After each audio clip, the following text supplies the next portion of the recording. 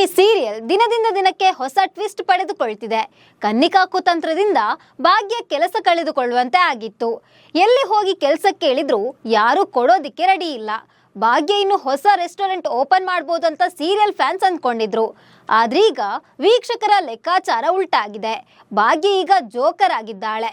ಹಾಗಾದ್ರೆ ಭಾಗ್ಯ ಹೊಸ ಕೆಲಸವನ್ನ ಮನೆಯವರು ಒಪ್ಪಿಕೊಳ್ತಾರಾ? ತಾಂಡವ್ ಮುಂದೇನು ಮಾಡ್ತಾನೆ? ಸೀರಿಯಲ್ ಫ್ಯಾನ್ಸ್ ಸಿಟ್ಟಾಗಿದ್ದು ಯಾಕೆ? ಈ ಬಗ್ಗೆ ಹೇಳ್ತೇನೆ. ನಾನು ಶ್ವೇತಾ. ನೀವು ಸುದ್ದಿಯಾನದ ಸಬ್ಸ್ಕ್ರೈಬರ್ ಆಗೋದಕ್ಕೆ ಮರಿಬೇಡಿ.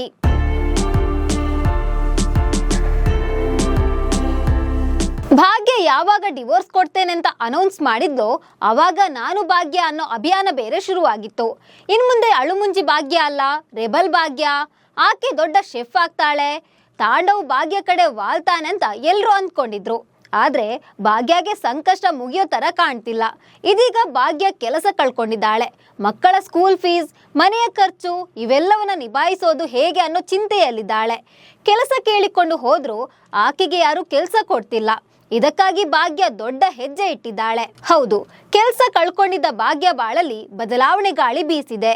ಭಾಗ್ಯಲಕ್ಷ್ಮಿ ಹೊಸ ಅಧ್ಯಾಯ ಶುರುವಾಗಿದ್ದು ಎಷ್ಟೋ ನೊಂದ ಹೆಣ್ಣು ಮಕ್ಕಳಿಗೆ ಸ್ಫೂರ್ತಿಯಾಗಿ ಭಾಗ್ಯ ಪಾತ್ರ ತಲೆ ಎತ್ತಿ ನಿಲ್ಲಲಿದೆ.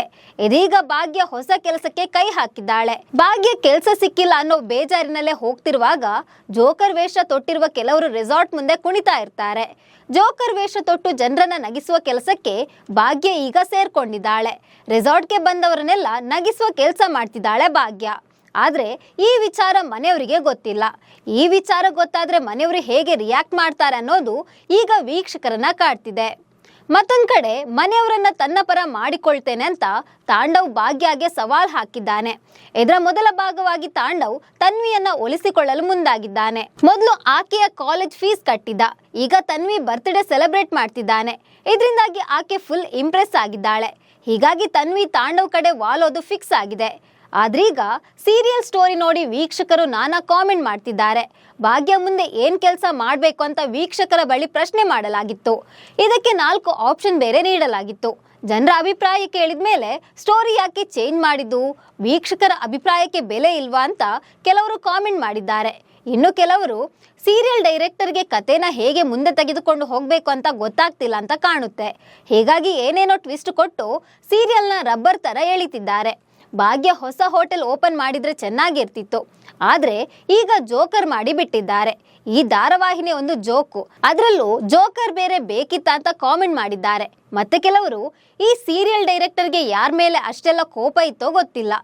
ಭಾಗ್ಯ ಮೇಲೆ ಸಿಟ್ಟೋ, ವೀಕ್ಷಕರ ಮೇಲೋ ಸಿಟ್ಟೋ, ಒಟ್ನಲ್ಲಿ ಆ ಪಾಪದ ಭಾಗ್ಯಳ ಬದುಕನ್ನ ಮೂರಾ ಬಟ್ಟೆ ಮಾಡ್ತಾ ಇದ್ದಾರೆ. ಅವರಿಗೊಂದು ದೊಡ್ಡ ಧನ್ಯವಾದ ಹೇಳಬೇಕು. ಸೀರಿಯಲ್ ನೋಡೋ ಹುಚ್ಚನ್ನ ಬಿಡಿಸಿದ್ದಕ್ಕೆ, ಯಾರ ಕೈಲೂ ಆಗದೇ ಇರೋಂತ ಸಾಧನೆ ಮಾಡಿದಕ್ಕೆ ಸೀರಿಯಲ್ ಡೈರೆಕ್ಟರ್ಗೆ ಥ್ಯಾಂಕ್ಸ್ ಹೇಳಿದ್ದಾರೆ. ಇನ್ನು ಕೆಲವರು ಭಾಗ್ಯಾಳಿಗೆ ರುಚಿಯಾಗಿ ಅಡುಗೆ ಮಾಡಲು ಬರುತ್ತೆ, ಭರತನಾಟ್ಯ ಕೂಡ ಮಾಡಲು ಬರುತ್ತೆ, ಬಟ್ಟೆ ಹೊಲಿತಾಳೆ, ಕಷ್ಟಗಳನ್ನ ಧೈರ್ಯವಾಗಿ ಎದುರಿಸುವ ಒಬ್ಬ ಸ್ವಾಭಿಮಾನಿ ಹೆಣ್ಣು.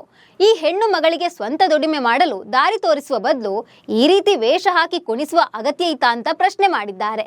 ಸೊ ಈ ಬಗ್ಗೆ ನಿಮ್ಗೆ ಏನನ್ನಿಸ್ತಿದೆ ಅಂತ ಕಾಮೆಂಟ್ ಮಾಡಿ. ನಮಸ್ಕಾರ.